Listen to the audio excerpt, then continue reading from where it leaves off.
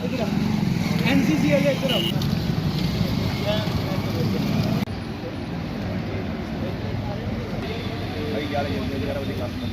मैं कॉलेज के बाद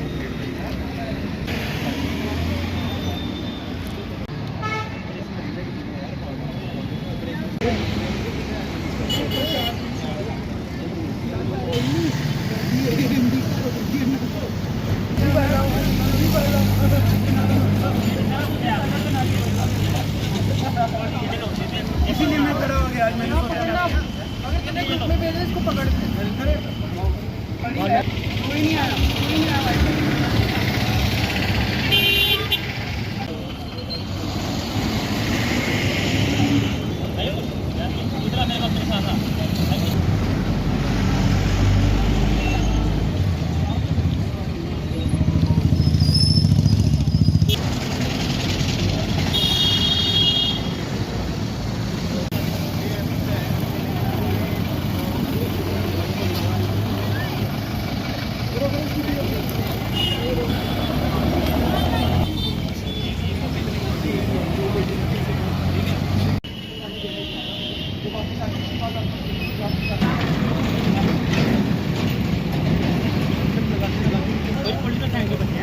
पढ़ेंगे 8 अगस्त से हमारी क्लासेस चल रही हैं, जिसको कि 1.5 महीना हो चुका है, लेकिन हमारे पास टीचर नहीं है। टीचर क्यों नहीं? अगर हम प्रिंसिपल मैम के पास जा रहे हैं, बार बार टीचर्स के पास जा रहे हैं कि हमारी पढ़ाई अफेक्ट हो रही है, बट कोई भी हमें कोई रिस्पांस नहीं मिल रहा है। प्रिंसिपल मैम से भी और बाकी भी स्टाफ से कोई रिस्पांस नहीं मिल रहा। हमने टीचर से भी कांटेक्ट करने की कोशिश की, वो कह रहे पीछे से ऑर्डर नहीं है टीचर्स को। बट वो ऑर्डर क्यों नहीं? अगर बच्चों की पढ़ाई को आप लोग सीरियस नहीं लोगे और फिर बाद में बोलोगे कि बच्चों का रिजल्ट नहीं आता, उसके लिए ज़िम्मेदार कौन होगा? बच्चों का रिजल्ट इफेक्ट हो रहा है इस बात से। उनकी वैसे तो आप लोग जब बच्चे नहीं आते तो आप उनकी शॉर्टेज निकाल देते हो, टीचर्स नहीं आ रहे उनकी शॉर्टेज कौन निकालेगा? इसके लिए रिस्पॉन्सिबल कौन है? रिस्पॉन्सिबिलिटी लेनी चाहिए किसी को। प्रिंसिपल मैम भी नहीं ले रहे, हमारा एजुकेशन सिस्टम भी नहीं ले रहा, तो फिर कौन लेगा? बच्चों के लिए कौन बोलेगा?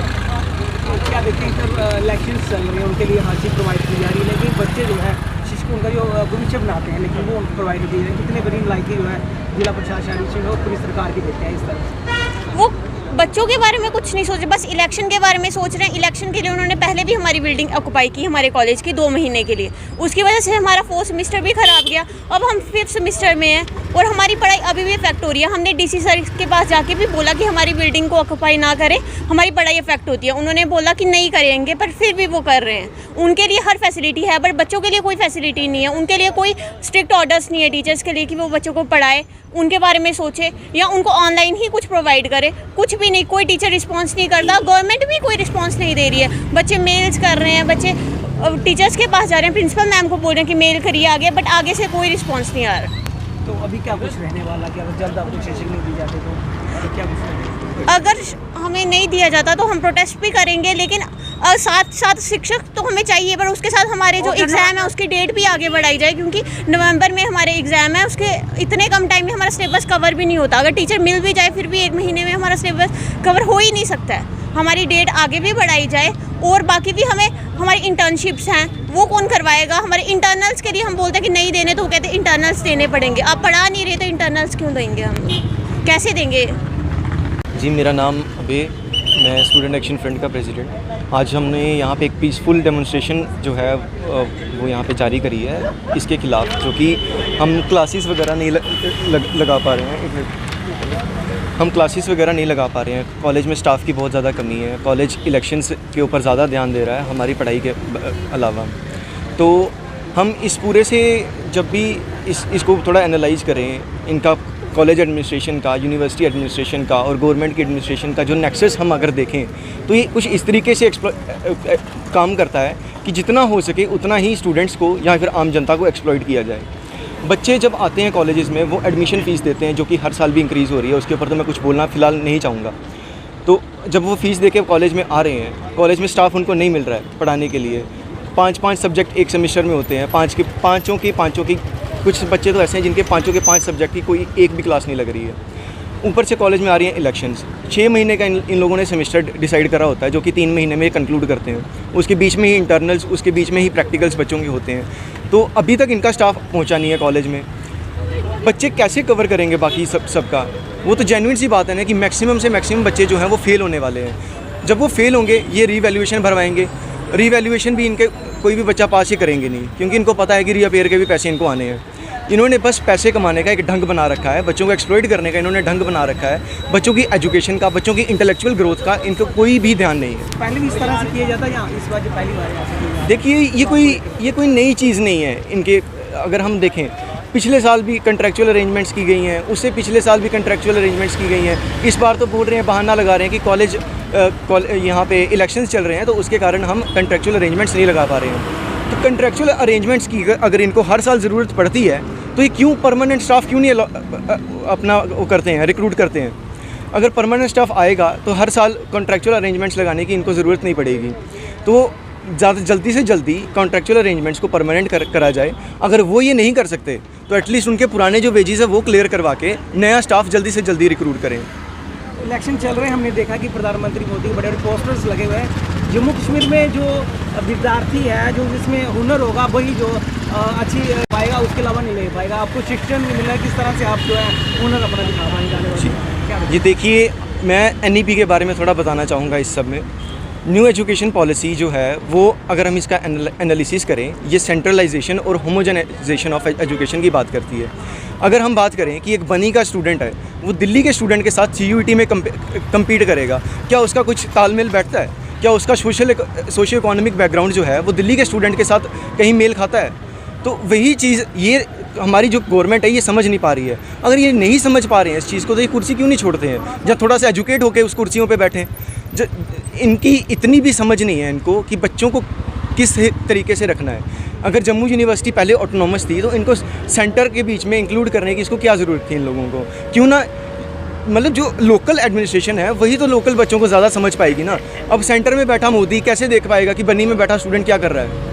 तो उस चीज़ के ऊपर थोड़ा ध्यान दिया जाए। जो होमोजेनाइजेशन ऑफ एजुकेशन है, सेंट्रलाइजेशन है एजुकेशन की, प्राइवेटाइजेशन है एजुकेशन, ये सारा बंद किया जाए इनके द्वारा।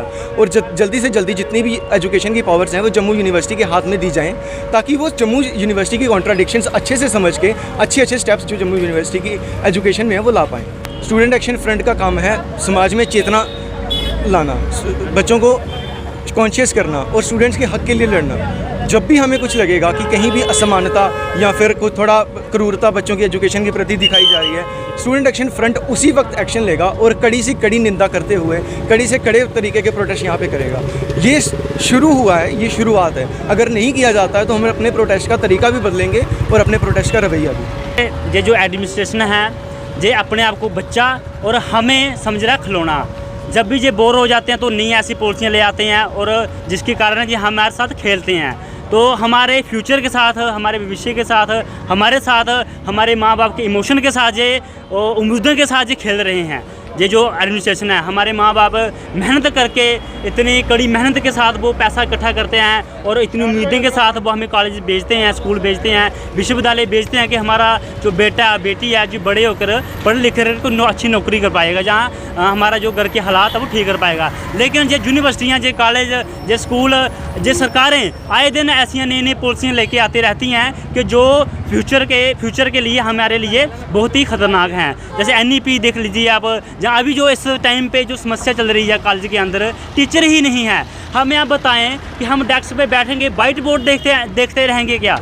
अगर टीचर ही नहीं होंगे तो हम क्या पढ़ेंगे? शिक्षक सबसे ज़्यादा ज़रूरी है जितने ज़रूरी बच्चे हैं। बच्चे और शिक्षक ये दोनों ही ज़रूरी हैं शिक्षा को आगे बढ़ाने के लिए। तो ये देखते हैं हम कि मई महीने इनका कॉन्ट्रैक्ट ख़त्म हुआ, लेकिन उसके बाद इन्होंने कॉन्ट्रैक्ट चलाया ही नहीं। जो कॉन्ट्रैक्चुअल टीचर हैं उनकी काउंसलिंग वगैरह हो चुकी है, सारा कुछ हो चुका है, लेकिन उन्होंने भेजा ही नहीं, लगाया ही नहीं। और ये हमें ये बता रहे हैं कि इलेक्शन आ रहे हैं। इलेक्शन में जब और कोई पोस्टें लगा सकते हैं तो टीचरों की पोस्टें क्यों नहीं लगा सकते? और ये हमें समझ नहीं आता ये कॉन्ट्रैक्ट बेस पे ही क्यों चलाया जा रहा है?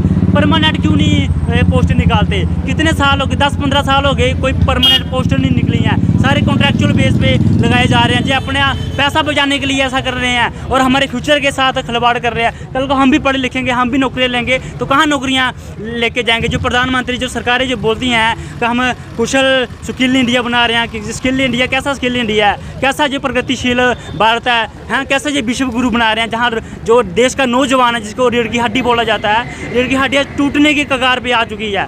जे सरकारें जो बीजेपी सरकार है, जो जितनी भी सरकारें हैं, ये जो नौजवान हैं इसके ऊपर बिल्कुल नहीं सोच रही है। जो मिडिल क्लास है, जो गरीब तबका है, बिल्कुल नहीं सोच रहा है। जी सिर्फ एलीट वर्ग के लिए काम कर रही हैं और ये सोच रही है, इनकी मंशा से हमें साफ साफ दिखता है कि जो सरकारी संस्था या एजुकेशन है, जो सरकारी स्कूल है, सरकारी कॉलेज हैं, इनको ख़त्म किया जाए और जो प्राइवेट एजुकेशन है उनको बढ़ावा दिया जाए, ताकि प्राइवेटेशन बढ़े। और प्राइवेटेशन जब बढ़ेगी तो जो गरीब तबका है वो नहीं पढ़ पाएगा और जो देश में अंधविश्वास बढ़े और जो लोग पढ़ नहीं पाएंगे, फिर जो इनके जो जुमले है वो उनको पहचान नहीं पाएंगे। तो इनकी चाल है, जी बीजेपी की सरकार की, जी सरकारों की चाल है, एडमिनिस्ट्रेशन की ये चाल है कि बच्चों को